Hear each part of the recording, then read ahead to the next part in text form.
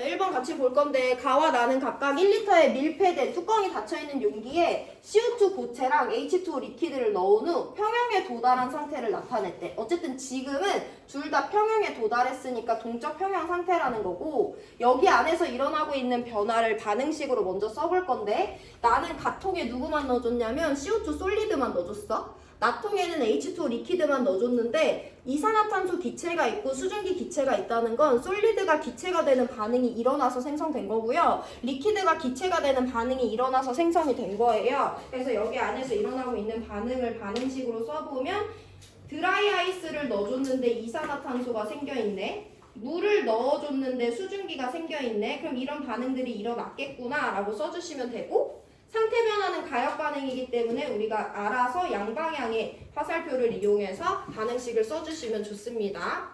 자, 그랬을 때 이 안에서 평형에 도달한 시점이 각각 T1과 T2라고 했어. 그럼 이 말은 뭐냐면 얘네들 안에 있는 변화를 시간 속도 그래프로 한번 표현을 해볼 거예요. 이 안에 나는 CO2 솔리드만 넣어줬어. 근데 CO2 솔리드의 승화 속도도 증발이랑 똑같게 온도 그리고 종류에 의해서 결정된다고 받아들이시면 되고, CO2 솔리드의 승화 속도는 처음부터 끝까지 일정해요.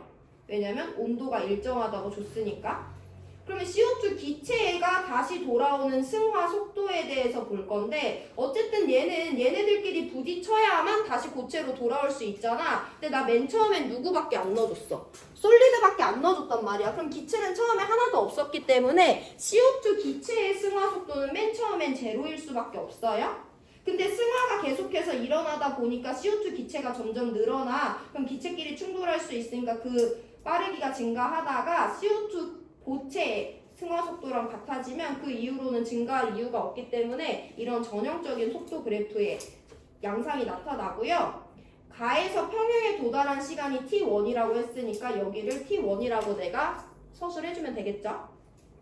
증발 속도도 똑같아요. H2O 리퀴드의 증발 속도는 온도가 일정하기 때문에 처음부터 끝까지 변할 이유가 없어요. 여기 그냥 증발 속도라고 표시합니다. 그러면 응축 속도는 그 안에 있는 기체들끼리 부딪혀야 일어날 수 있기 때문에 처음에 응축 속도는 제로겠죠. 근데 점점 얘가 증발을 함에 따라서 수증기의 양이 점점 늘어나니까 응축 속도도 늘어나다가 증발과 속도가 같아지면 그때 이후로는 증가하지 않고, 이때 처음으로 이 속도가 같아진 평형에 도달한 시점이 T2라고 줬으니까 이처럼 그래프 그려주시면 이 상황 두 가지 모두 다 이해하고 설명할 수 있는 겁니다.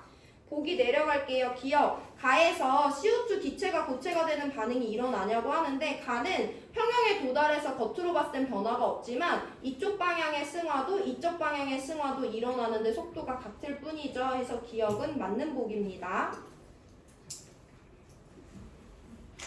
니은 나에서 T2가 될 때까지 H2의 증발 속도와 응축 속도의 B는 증가한다라고 하는데, 얘들아 T2가 될 때까지 증발 속도는 변해 안 변해?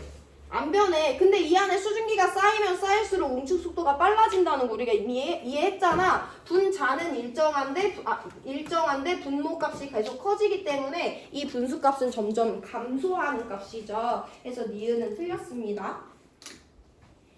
디귿, 가에서 2분의 1 T1일 때, T1이 누군지는 모르겠지만 T1이 여기라고 한다면 2분의 1 T1은 이것의 절반인 거니까 얘가 짚고 싶은 건 평형 전의 시점이라, 평형에 도달하기 전의 시점이라는 거고요. 그때는 고체가 기체의 승화 속도보다 빨라야 되니까 얘가 얘보다 큰 거 맞죠? 해서 기억 디귿 모두 두 개 맞는 4번 골라주시면 됩니다.